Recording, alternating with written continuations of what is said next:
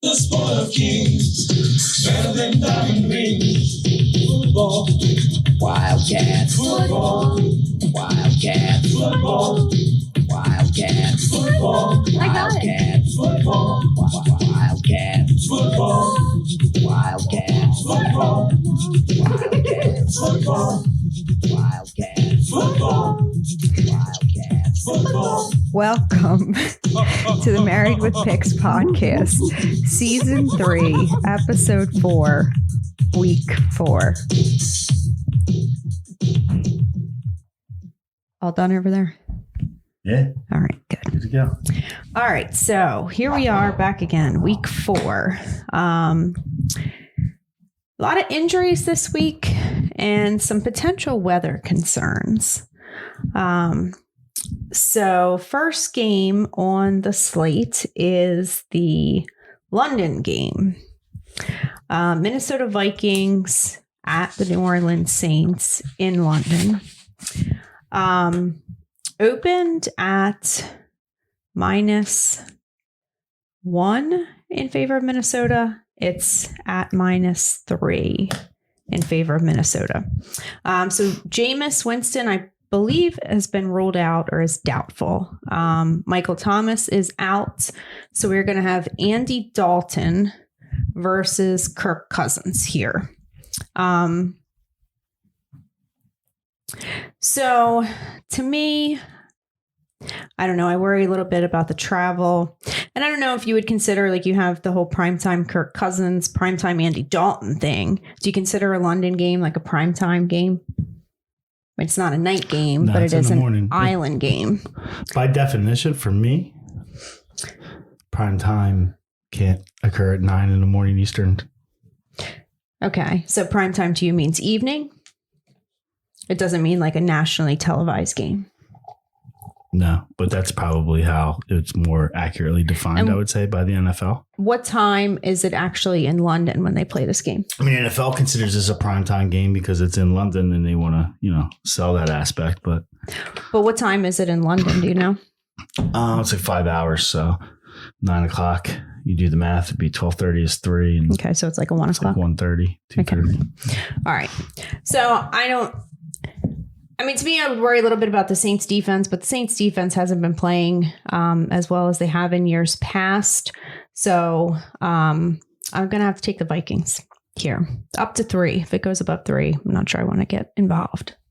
Yeah, these are always tough games because it almost comes down to who travels better, right? Not and apparently who's the better team. The Saints left earlier than the Vikings did to kind of get settled in London. Yeah, I mean, everybody's got their own philosophy. That's probably smart so they can get acclimated to the change in scenery, right? But I'm going to go with Vikings because I just don't like the Saints. I'm not huge on the Vikings yet. I love their fantasy football impact, but I don't know that they're the toughest team in the league.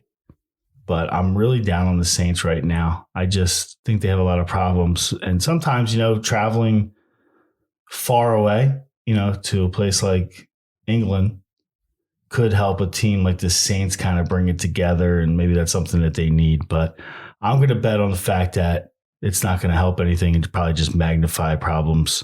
Take the Minnesota Vikings. Personally, if I was an NFL player, I would hate to have to go to London. All right. So next game up is the Cleveland Browns at the Atlanta Falcons. It opened at -2.5 in favor of the Browns. It's down to -1. Do you think they hate going to London, or do you think that they hate playing in London? Because I think they're partying it up when they get over there. I don't know. To me, I'm a creature of habit, so this would be like totally out of my normal routine. Yeah. So I would hate it. All right. So anyway, next game. Let me ask you this. So can we hold on, let's stay a second, because this is the first game in London. So as a football fan, do you like waking up at night, having a game at 9:30 in the morning? No. Think if you're on the West Coast watching this, right? Your 3-hour difference. So it's 6:30. Yeah, you're 6:30 in the morning. I mean, who's waking up for that? I'm sure you got your crazies, but anybody I guess that went it's out the night normal before is not waking to up. them, because to them, right? They watch football at, instead of 1 o'clock, it's 10 o'clock. Yeah. right? Like every week. Like that's weird, right? Yeah, but there's a big difference between 10 o'clock in the morning and 6 o'clock in the morning, no? Well, but it's relative because if you're used to watching football at 10 o'clock, then it's the same difference as it is to us used to watching football at 1 o'clock. It's the same difference, but I'm just saying if you're, think of it.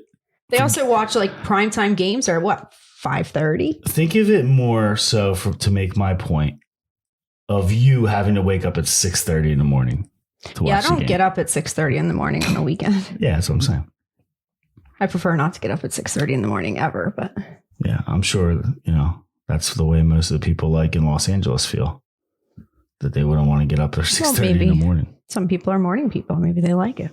Yeah, I'm sure some people like it. Anyway. Okay, can we move on now? I kind of like it. I like waking up and there's football. As long as it's like two teams I don't care about. Like, I don't want it to be a big game. I just want it to be like put two scrubs out there. Have the Eagles ever played in London? That's really what they should do. They should take they should have 3 London games, right? And the worst schedules or the worst records from the prior year have to go to London. And put these scrub teams on there. Usually, at least you're watching football, but it's not like, Well, the Eagles played in London once, right? Chiefs. Yeah. Well, they would never do that, right? And Like if they're not going to they put. went over there, they stunk. And who did they play? The Jaguars? Yeah, probably. And the Jaguars stunk. I don't think they were partying. Remember, because the Jaguars were over there partying. They're coming under criticism for partying the night before, at least, and a couple other days, I believe, like their defensive secondary. Mm-hmm. Okay. Anyway, I digress. I like this 9:30. Yeah, please digress. As long as it's not two good teams. Okay. All right. So next game is the Cleveland Browns at the Atlanta Falcons. It's at -1 in favor of the Browns. So the Browns have actually, I didn't realize, they're 2-1. And the only game that they lost was that game to the Jets where they lost by 1 point at the end of the game. So they're actually getting it done with Jacoby Brissett at quarterback, which is a little bit surprising to me, I guess. And obviously the Falcons have been a little bit better than I expected, although their record doesn't necessarily reflect that. The Browns will be without Myles Garrett, I assume. I didn't specifically look it up, but he was in a car accident the other day. So that could have some impact. I don't really have a strong feel in this game because I feel like these teams are kind of similar. And it's like a coin flip to me, basically. Do you have any thoughts on this game? Yeah, I do. When I just look at this matchup, overall teams, I just feel like Cleveland's tougher than Atlanta. But their defense has not been very good this year. I mean, they gave up 30 points to the Jets, right? Yeah, but they just kind of had a collapse, right? In the last 2 minutes, giving up the 2 touchdowns. So yeah, but still. I don't know that I would look at that as an anomaly rather than a norm. Their defense has still played pretty tough, when they were playing against Pittsburgh. They look pretty tough. Anyway, I like Cleveland. I like Cleveland in this game. I've liked Atlanta in a couple spots here early to start. I feel like I have a good read on them. The only thing that scares me a little bit is that this is at home, but I feel like when I look at Cleveland, even though, they have maybe more than be desired at the quarterback position, right, currently, I personally like Brissett, and I think that he can get the job done. I think Atlanta's more of that team that they're almost, I'm going to take them against the teams that I think that are non-playoff teams or non-good teams. I think they're the best of the worst. Okay. So when I look at this matchup, I'm really saying even though Myles Garrett might be out and Brissett's the quarterback, I think they could play a very strong run game with Nick Chubb and what's the other guy's name? Kareem Hunt. Kareem Hunt. Mm-hmm. And I think that, they're just going to overpower the Falcons on the line of scrimmage, even on defense. So I think that Cleveland's a play here for sure. Okay. All right. Next game up is the Washington Commanders at the Dallas Cowboys. Open at -5 in favor of the Cowboys. It's down to -3.5. Wow. Well, that's interesting. Yeah, very interesting. Why is that going that way?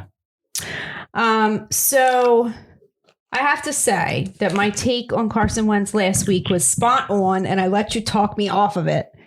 I was that was like I don't know like how many games I got wrong last week. I was doing pretty good.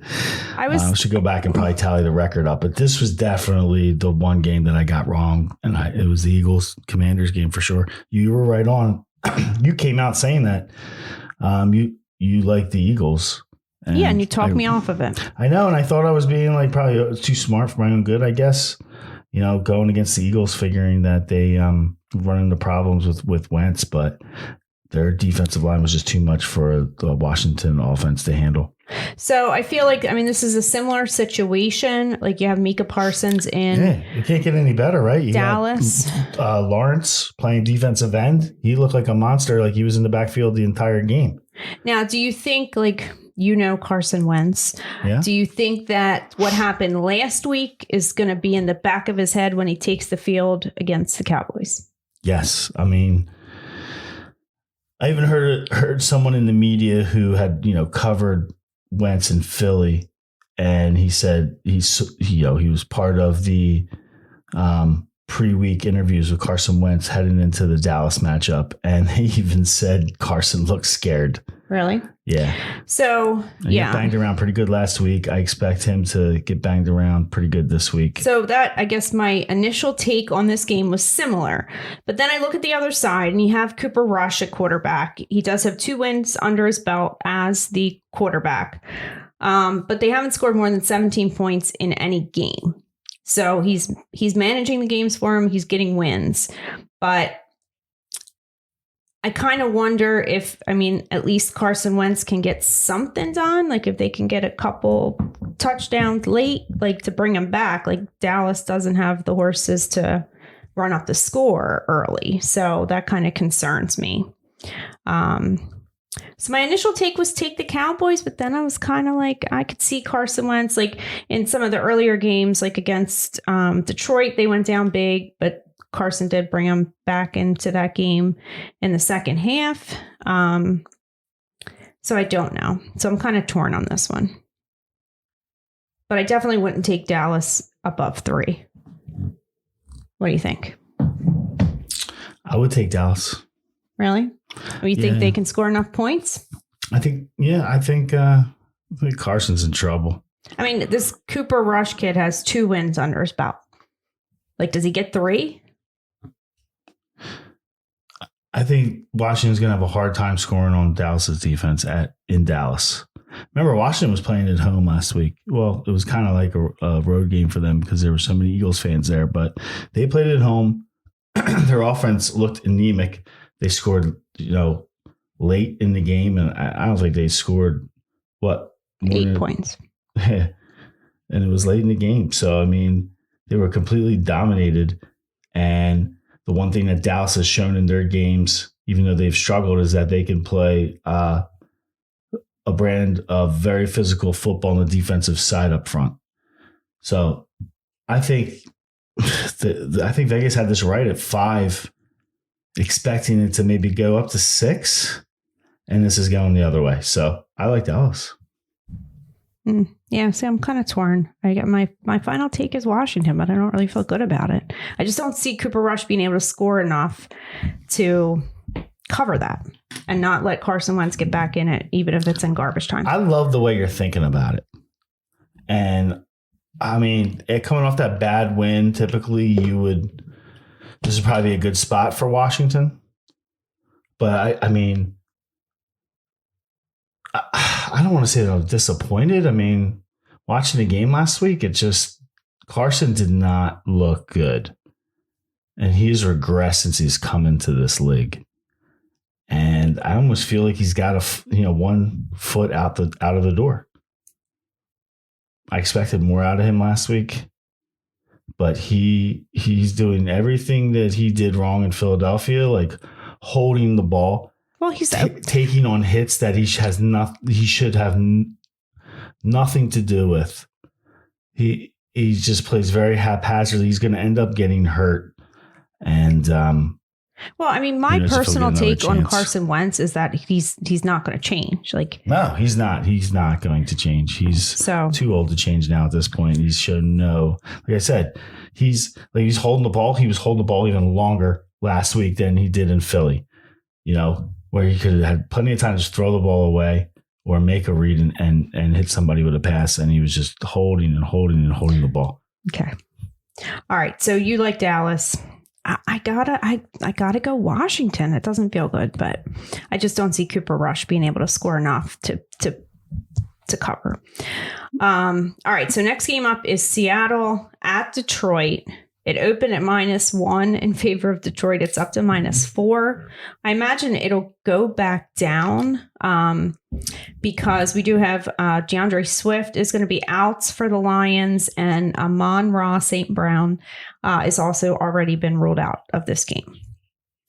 So my initial take, of course, was Lions. I'm a little bit concerned about those two being missed. And I also think Josh Reynolds is questionable too. And that would be the guy that came from LA who played with Jared Goff. So at least if he didn't have St. Brown, at least he would have Reynolds. The tight end has some injuries. So TJ Hawkinson. Yeah. I imagine he'll play, but I don't know how effective he'll be. He hasn't been too effective so far this year. So I'm going to stick with my guts and just take Detroit, but those injuries are a little bit concerning. I just don't trust Geno Smith. I mean, both teams have bad defenses, so I certainly think it could be some scoring. So I trust Jared Goff more than I trust Geno Smith. What's your take? It's tough with Brown out.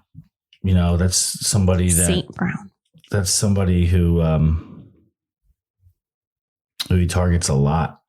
So it's kind of got me. This is a tough one because I want to take Detroit. I like Detroit, but the line was 1, came out 1, and has moved to 4. So everybody loves the line. Exactly. But I think don't you think it'll go back down because those guys were just ruled out today? I don't think it's going to go back down. Well, it might, but I mean, I think getting more than 3 points, I'm leaning towards taking Seattle. And I don't want to do it, but I think the play here is Seattle. The lines move too much. Well, and I think this is 4, I would take Seattle. One of the early games where the money is quite lopsided in favor of Detroit. Everybody loves Detroit. I get it, Yeah. So 74%. I mean, I have Ramon St. Brown in just about every league that I'm in. You have who? What is his name? Ramon? I took great pleasure in the fact that I said it right. St. Brown? It's Amon-Ra St. Brown. Amon-Ra. Yes. I love Amon-Ra. I can't pronounce his name, but I drafted him in every league. You can't pronounce and anybody's it was paying name. off until this week, and now he's out. All right. So I like Detroit, but then I had to switch over to Seattle. I'm going to take Seattle officially at 4. 4. Yeah. All right. It's too many points. I got to get some back at some point because you're 4-0 on me on the bets. Oh, did you verify from last week? Well, I was just looking at it and I didn't mark it, but I'm fairly confident that you had the Dolphins, I had the Bills, and you had was it the Bears? I just looked at it. Yeah, and I had the Texans. I'm pretty sure that's what it was. Yeah. So I hate to do this to Detroit, but I'll bet you on this one if you want. All right, but I need 4. All right, I'll give you 4. That's what it is. All right. I'll bet you. Okay. All right, I'm going to write this one down so we don't forget. All right, next game. Tennessee Titans at the Indianapolis Colts. Open at -1.5 in favor of the Colts. It's up to -3.5 in favor of the Colts. So this is a division game. Titans bounced back last week, got the win over the Raiders. They have won 3 out of 4 matchups against Indy in the last 2 years. Titans have some issues with their offensive line on top of all the other issues they seem to have. But they did show that they can compete last week. And I just think Matt Ryan is this year's Ben Roethlisberger. Honestly, I just think he's done. I just don't think he has it. And they had the big win over the Chiefs, which I think was the football gods intervening more so than the Colts being a good football team. So at 3.5, I got to go Titans. What you got? I don't know. I gotta feel like I gotta lay into you a little bit here because this is at least the second week, maybe the third week in a row that you've referenced Matt Ryan as this year's Ben Roethlisberger, and I beg to differ because you're just saying because he had stuff. No. Let me talk a little bit because you're disrespecting Matt Ryan. Matt Ryan is getting. You need some time to get this team into an offense. He don't have They just time. had Carson Wentz, who was basically just freelancing the entire time that he was a quarterback. They have had no consistent offense under Frank Reich. And you got to give Matt Ryan time. He's not cooked. I think he showed last week that they're starting to get some synergy together. Can I ask you a question? His number one receiver was out week 2. And he looked good last week. Did he look good? Have you watched any game that Matt Ryan has played this year? Have you actually seen any of the games? I've seen highlights. And so you're telling me that you saw highlights of Matt Ryan? I've seen lowlights of Matt Ryan. Exactly. But I know that Matt Ryan, just as a matter of time, that he gets his timing offense down with his new offense, his new offensive coordinator, his new head coach. It's horrible to say it. Given him the reins. It's horrible to say it, but it's a step down having Matt Ryan in there this year from what having Carson Wentz last year. I was just going to ask you, who would you rather have? You would rather have Carson Wentz. I mean, Carson Wentz did put up some stats last year. I mean, he didn't have a bad season. He had a bad last 2 games when he was playing, right? Yeah, well, it was that Jags game that did it. Stuck the nail in his coffin last year. But I mean, we saw what happened this year against the Jags. I don't know. Stuck the nail in his coffin or the needle in his arm or not the needle in his arm is what basically got him out of Indianapolis. Well, and I heard on the radio somebody suggested nothing to do with his play. That at this point, Frank Reich is just trying to save his job. Yeah, I'm sure. He probably wanted to hold on to Carson Wentz a little bit longer, but the owner was just done with it. He would have. What do you mean he might have wanted to? Those two were like a match made in heaven. They loved each other. Well, it didn't work out so well last year, so it didn't work out well the last 2 games of the season. And Irsay just made the call to get rid of him because he didn't like him, and it was most likely because he refused to get vaccinated. Anyway, we'll move on from that point, but I like Indy here. I think you need to give him time. Matt Ryan is just going to get better and better. And let's be honest. This isn't last year's Titans. This isn't the year before last year's Titans. This isn't the year before that year's Titans. No, it's not. Unfortunately, it is. That has been the Tennessee Titans in the last 3 years. It is. So I agree. I think this is... But they're still better than the Indianapolis Colts. I disagree. I think that this is like Indianapolis is salivating, waiting for Tannehill and the Titans to come to town. Just like they were avenging the Jags in week 2. Oh, okay. So I want this at 3. No, I'm not doing it. I want it at 3. No. Yeah. Nope. Not 3.5. Not this one. Nope. What do you mean not this one? You're all over the Titans, and this is your team. I'm not jinxing the Titans. Yeah, I'm not jinxing them. Derrick Henry. I'm not jinxing the game. Derrick Henry can't do anything because everybody's playing the run because Tannehill can't throw. I don't care. He's going to rip off a big one. Brown. His first big run of the year. Come on. No, I'm not going to jinx him. I'm going to get jinxed. I'm a jinx. I'm not going to jinx my own team. Come on, Derrick Henry. All right. We got to move on because we're already 25 minutes in. Take the Colts. All right, next game, Chicago Bears at the New York Giants. Open at -2 in favor of the Giants. It's at -3. Now, this is one of the games that can be affected by the hurricane. So right now, it is expected that there will be light rain and wind, but not like significant winds, like 15 miles an hour. So for the Bears, David Montgomery, I think, is already ruled out. It will be Khalil Herbert, which he played most of the game last week. So I don't think that is a step down, might even be a step up. Obviously. And then the Giants have lost a couple of their receivers. And there's some drama going on, like that Tony guy who had flashes last year. Apparently, like he's really in the doghouse with Dable. Galladay, who I think is. Are you talking about the receiver? Yeah. From Florida? Yeah. Yeah, he was strong. He looked good last year. I thought he was. Yeah, but he's really in the doghouse. But they lost Sterling Shepard and I think somebody else. I don't even know who their other receivers are, to be honest. Did you see that injury? We were watching that, weren't we? No, I don't remember seeing that. It was horrible. You were, I think you had your head down working, but yeah, I mean, he's just basically running down the sideline, not even like engaged with a defender. Mm. Defender's probably 5 yards away from him, and he just came up lame. Okay, well, he's non-contact injury. It's the worst ones to see. Yeah, he's in trouble because he just came off a torn ACL. So, two teams that kind of run through the running backs. I kind of think, to me, I guess it comes down to coaching. So I definitely think Daboll is a better coach. Let me ask you this. Bears, Giants, don't look at anything. Which team is 2-1? Well, I know which team is 2-1. Which team? The Bears. They're both 2-1. Oh. That's crazy, right? Or I guess which team would I not expect to be 2-1? Neither of them. They're both 2-1. Well, I know the Giants are 2-1 too, but the Bears, like somebody said that on the radio today, and it was like, that's interesting. Listen, I'm looking at this game, and all I can think of is the old adage, and this is why it's crazy that they're both 2-1, because 2-1 is good record, right?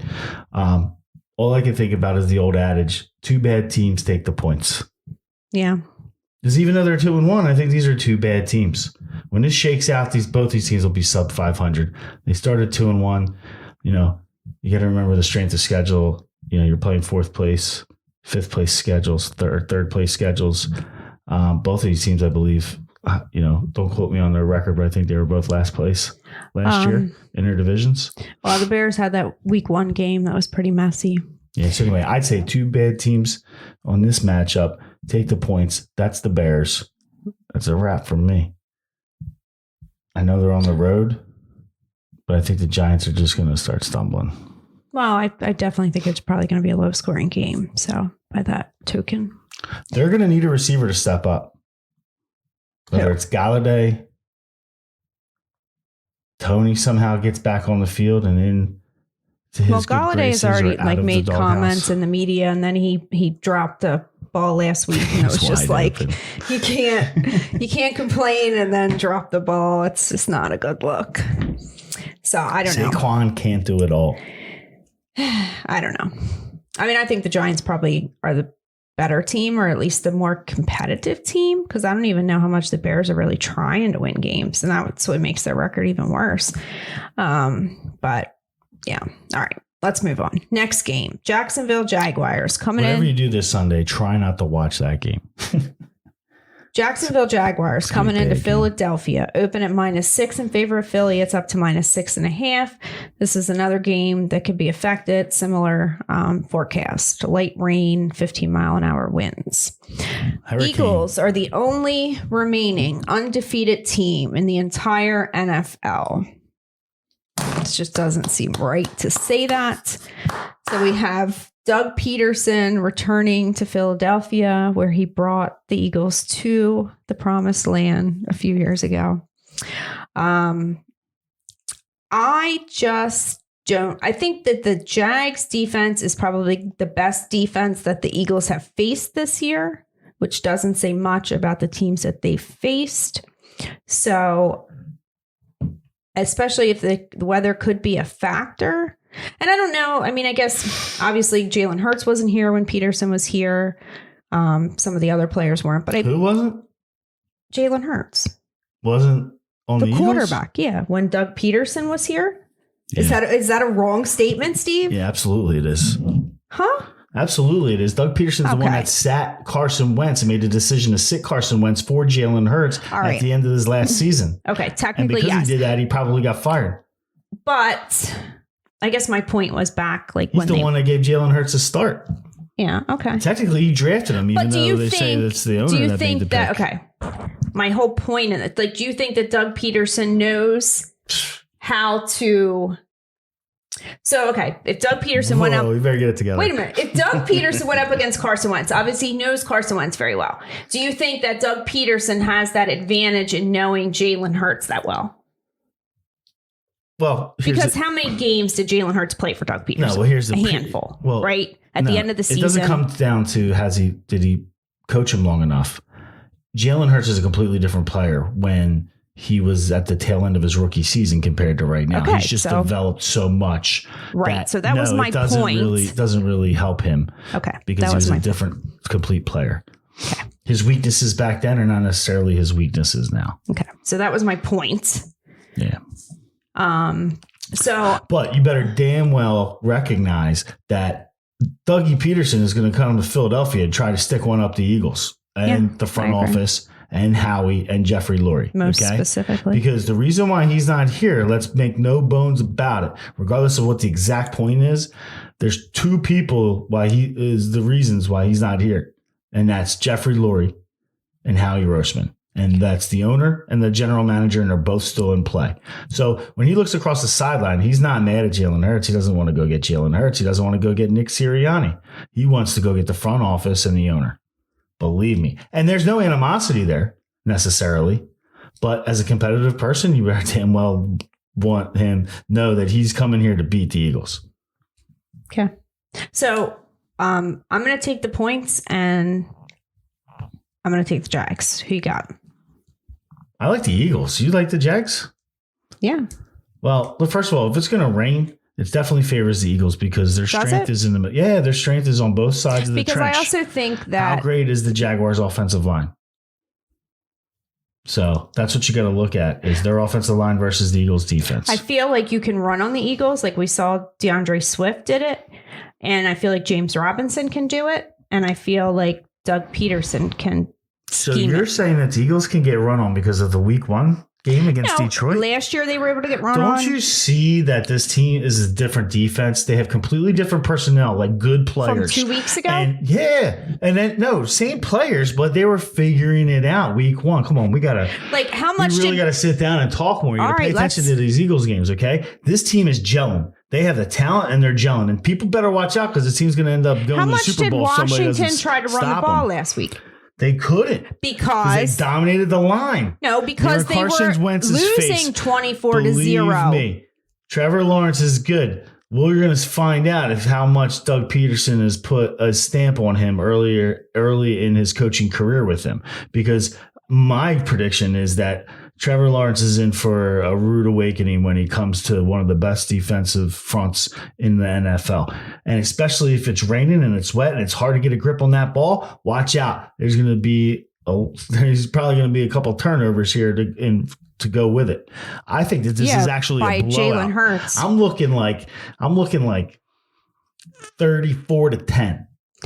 Okay, not happening. All right. I mean, you guys blew out the Washington Redskins or Commanders, and it was 24 points. You put up 24 points in the game before. Let's not get ahead of ourselves. Let's not anoint this is the problem. Let's not anoint the Eagles. This is the problem, and I'm going to tell you this is the problem with the public in this game, right? Because the Jaguars are coming off that win against San Diego, and everybody's thinking San Diego is really good. Everybody likes San Diego. Everybody's playing San Diego, and Jacksonville goes in there and sticks it up everybody's ass by beating San Diego, and everybody took San Diego. And their quarterback could barely walk the game before. Right. He was hurt, and he shouldn't have played. What happened the week before that? One reason why he played is because their backup quarterback is Chase Daniel, and Chase Daniel is maybe the worst quarterback out of everybody who in the NFL who puts on a uniform. He's the worst quarterback in the league. So they're basically saying, okay, we'll put the kid in, even though he's injured and he can't really hang in there and get hit hard. But what happened? The backup so bad, we got to go with him because we have no chance to win with Chase Daniel. I like the Eagles here. Let's not overrate Jacksonville for that impressive win last week. But what about the week before, where they shut out the freaking Indianapolis Colts and your boy Matt Ryan? Because they're struggling. The Indianapolis was struggling. They struggled the week before Matt Ryan too. Stinks. They're going to get better, just like the Eagles' defense keeps getting better. Well, their Eagles' defense is matriculating just like into the Jaguars keep getting better, cohesive unit faster than Indy's offense will. But don't sleep on Indy's offense. We're going to keep an eye on that the whole season. Yep. All right. Okay. And also, we're going to keep an eye on is Jacksonville not able to run the ball against the Eagles' defense. Right. How about this one? Okay, we'll do this. First of all, Eagles, Jaguars. No, I'm not jinxing myself on this one because it was way too much. How about this? Not including the quarterback. Jacksonville will not get over, they'll not have a 100-yard rusher. Well, you can have both of them. You can have ATN, any of them go over 100 yards. I'll give you the quarterback too. I mean, he's not going to go over 100. He doesn't run much, does he? Eagles will not give up a 100-yard rusher this Sunday. $20. All right, fine, whatever. All right. Okay. All right, let's move on. Please. We're getting way off track here. New York Jets at it's the 36-minute mark. Pittsburgh Steelers. We're halfway through the slate. -3.5. We had a fast one last week. Favor of the Steelers. I know, and you're ruining 30 minutes, it. Maybe 35 like from minutes. the very first game, you just hijacked What's it. ruining it? Talking about London and prime time and people want to hear traveling. People want to hear us go back and forth, Oh, Jaclyn. my God. All right. Steelers, -3.5. We got Zach Wilson back at quarterback for the New York Jets. Who's ruining it?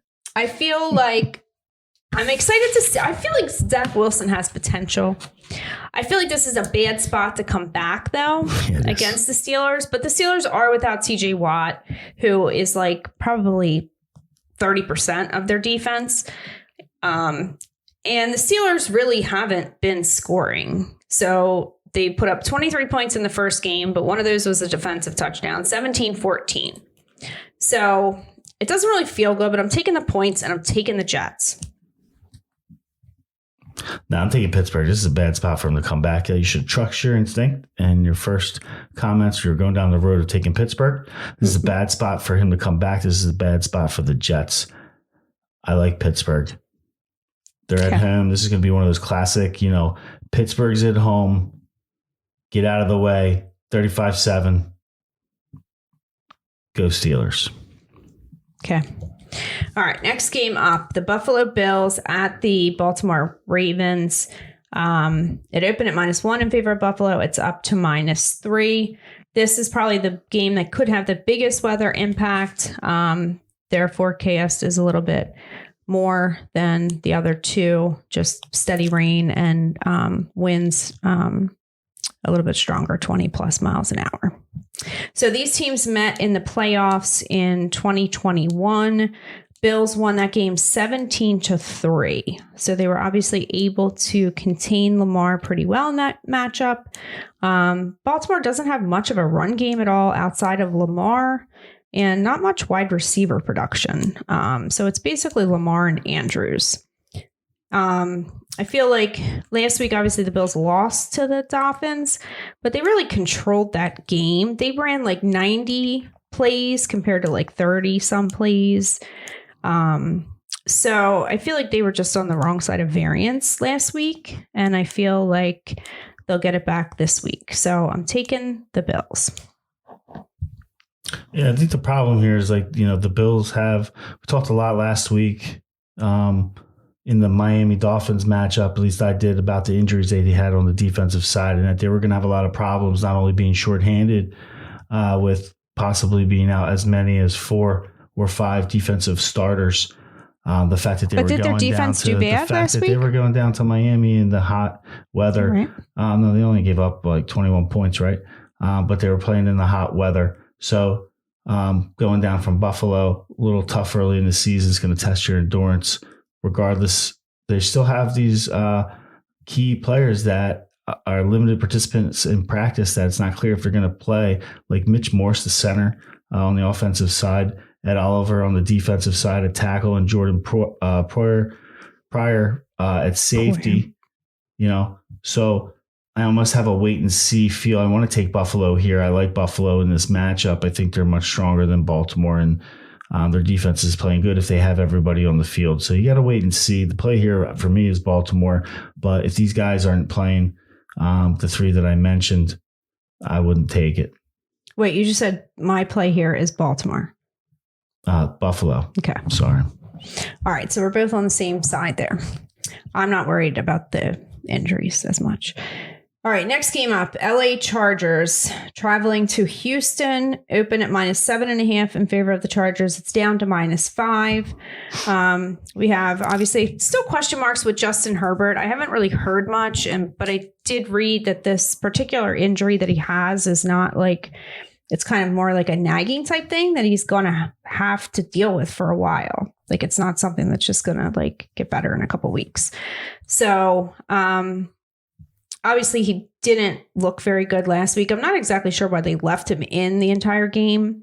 But I know like very early on, he had a fumble, he had an interception. It was just not good. Keenan Allen was back at practice, then left practice yesterday and has been ruled out already. They haven't gotten Austin Eckler going at all this year so far. Houston has a very bad run defense, but I don't trust that they're going to try to get Austin Eckler going. They do have some injuries on their offensive line that might be part of the problem. Their left tackle, and then on the defensive side of the ball, Joey Bosa got hurt last week, so I think he's questionable. So it's just too many question marks with Justin Herbert. Like I got to see him get out there and not look horrible before I can bet them at 5. Yeah, I can't take the Chargers anywhere here, for any reason. I'm not in love with Houston, but I think you're playing at home. Take the points. They're 0-2-1. They got to win at some point. Chargers look bad until Herbert really looks like he can do something after this injury. I wouldn't play him. Okay. All right, next game up. So these are the 4:00 games, I guess. Arizona Cardinals at the Carolina Panthers. Neither team has been very impressive. Now we have Christian McCaffrey questionable with a thigh injury. I guess some people are just injury prone. I don't know. But it seems like he's always hurt.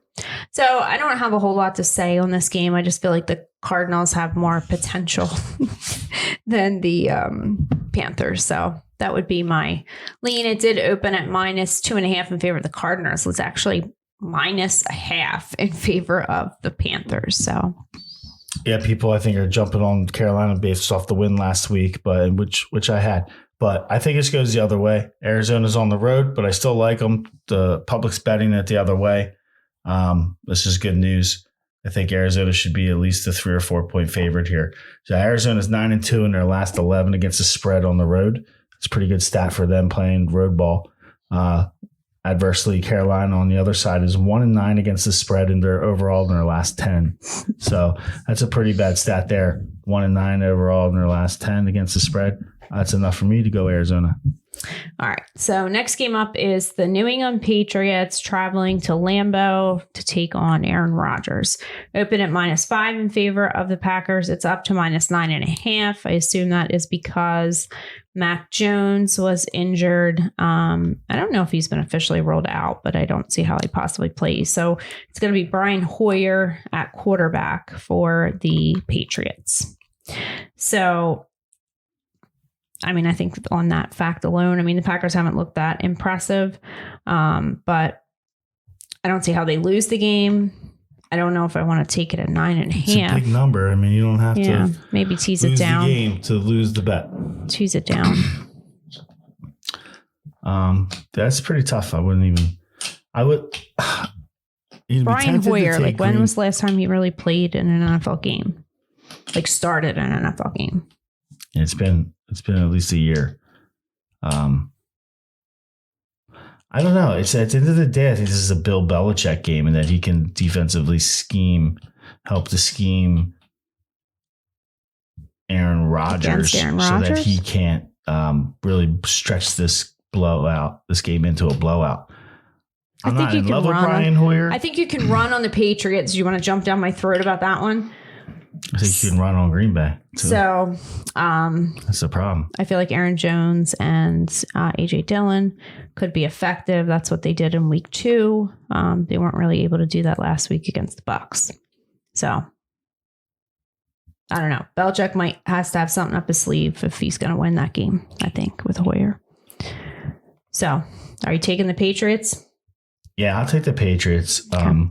New England's 16-2 in their last 18 straight up versus the NFC North. So they pretty dominant against this division since they're getting points. 16-2 is pretty strong being straight up, but you don't even have to win this game. You still keep it inside 9.5, and probably by Sunday, I would think that it would probably stretch to 10. What do you think? I don't know. Yeah, I would take New England in the points. All right. Next game up, Denver Broncos at the Las Vegas Raiders. Open at -1.5 in favor of the Raiders. It's up to -2.5 in favor of the Raiders. Raiders are the only winless or tieless team in the NFL at this point, which is kind of hard to believe. Apparently, after last week's loss, the owner had a closed-door meeting with Mr. Josh McDaniels because he's not happy. So I feel like this is a must-win for him as the head coach and for them as a team if they want to be competitive this year. I saw a meme that said the Patriots didn't name an offensive coordinator because they knew that Josh McDaniel would be back a couple games into the season, meaning get fired. I don't know. I mean, some people I think should just stay where they are. And he kind of had that. People are just built to be offensive coordinators. He had that realization after he took the first head coaching job and got a little ahead of himself this time. I don't know. I don't see him as it's a lot of money. A head coach because I don't see like the personality like a player's coach. You know what I mean? Like somebody that can really get the it seems like, he's probably like the more motivational aspect of it. Yeah. It's kind of like a wet noodle. Yeah. And you can't really build relationships, it seems like, but hey. Yeah. So I don't know. But I mean, the Broncos haven't been impressive. Their coaching ain't anything better. So I think the Raiders have to. I feel like the football gods have got to give one to the Raiders, and I'm willing to take it up to 3. I don't want to go past that. Yeah. Are you on the Raiders? I am on the Raiders. I think this is where they get their first win. Yeah, they're due. Yeah, I think they're definitely due. I thought last week was the week.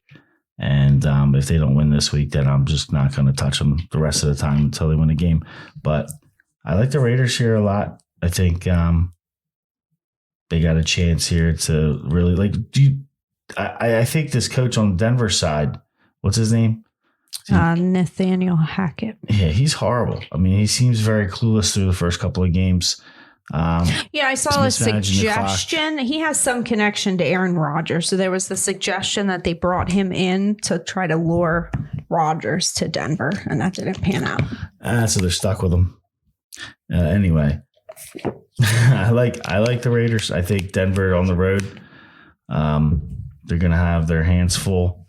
Give you a couple stats that go against them. They're 2-5 against the spread in their last 7.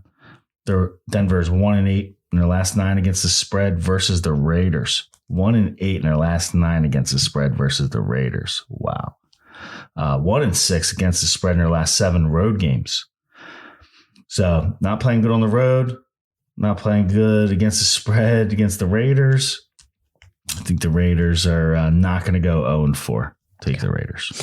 All right, next game. All right, so now we're into the primetime game. So we have the Kansas City Chiefs at the Tampa Bay Bucks. Why is it primetime? Because it's Sunday night. All right, you answered your earlier question in the beginning of the podcast. It's an island game. Okay, on my sheet it says it opened at -2.5 in favor of Tampa. It says it's at a -0.5 in favor of Kansas City, but I think last time I looked, it was still Tampa Bay -1. I saw Kansas City -0.5. Okay. Well, regardless. Take a look at it right now. I see it both ways. I see it 1 for Kansas City. I see it all the way to 1 for Tampa Bay. Okay. And in the middle is a pick. half a point each way. All right. Who So knows where it'll end up on Sunday? So we have Tom Brady versus Patrick Mahomes. They had 2 prior meetings, at least since Brady has been a Buck. They lost by 3 in the regular season matchup, and then they were able to stop Mahomes in the Super Bowl, limiting him to a bunch of field goals, I think. So I think the defense is healthy. Patrick Mahomes is without Tyreek Hill.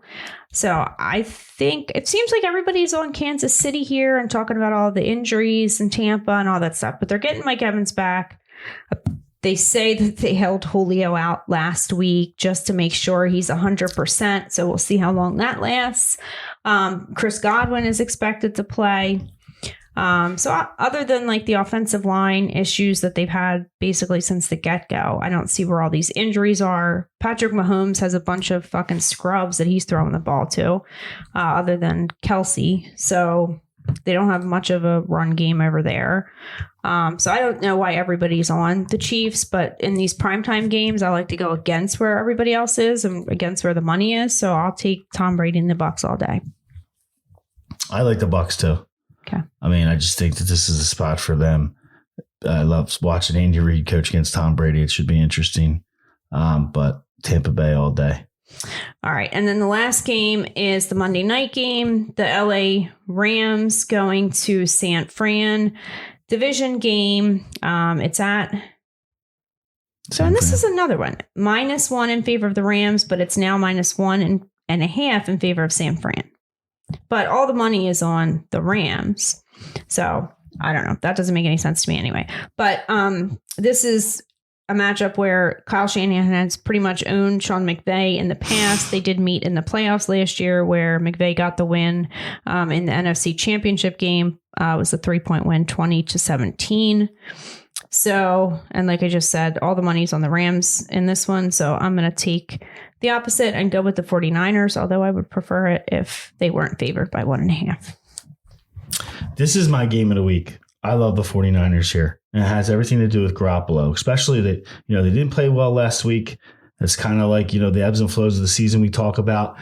Look ahead game.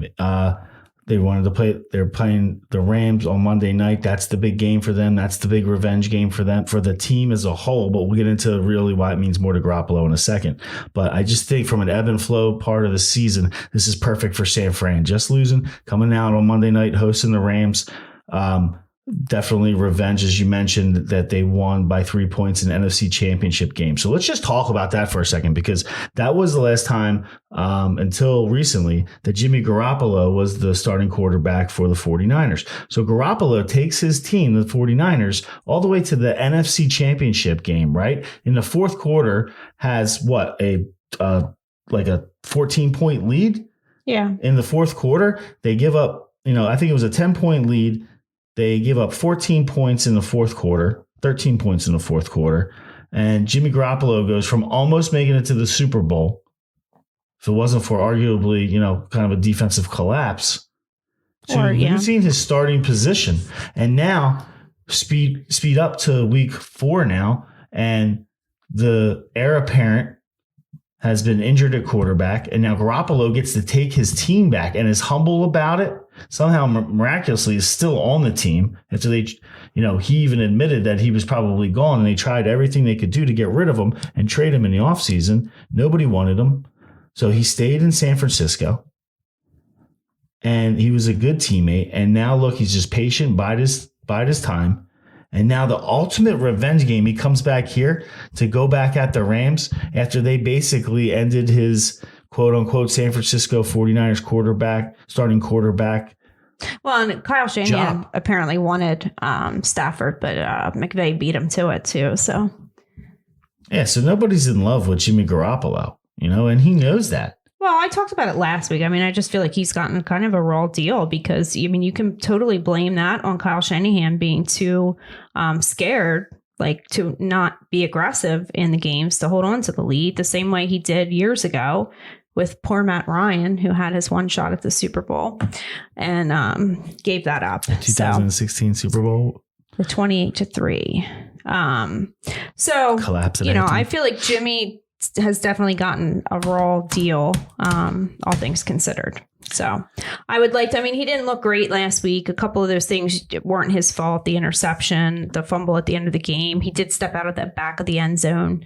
But, you know, he also didn't really participate in training camp. They literally had him in like a separate facility, like with like the scrub, like people, like of the organization, like doing his own thing. He's been like, extremely humbled and has now been elevated back to starting quarterback.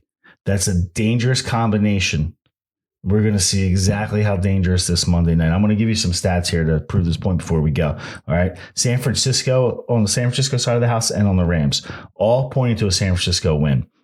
San Francisco is 5-0 against the spread in their last 5 games at home. They're 6-2 against the spread in the last 8. All right. Very strong. Rams 1-4 against the spread in their last 5 overall games. 0-5 against the spread in their last 5 versus San Fran. 0-5, I'm going to repeat it. 0-5 against the spread. Last 5 versus San Fran. Take San Fran. Like you said earlier, they got him in the NFC Championship. It was a bad go. They were winning all the way up until the fourth quarter. Shanahan has McVay's number. That will continue Monday night. But mostly because Garoppolo is the most motivated person on the field. all right, don't let us down, Jimmy. All right, that's going to do it for us for week 4. Remember, if you're watching, like us on Facebook, subscribe on YouTube. Feel free to leave us a comment. And we'll be back next week for week 5. Peace out.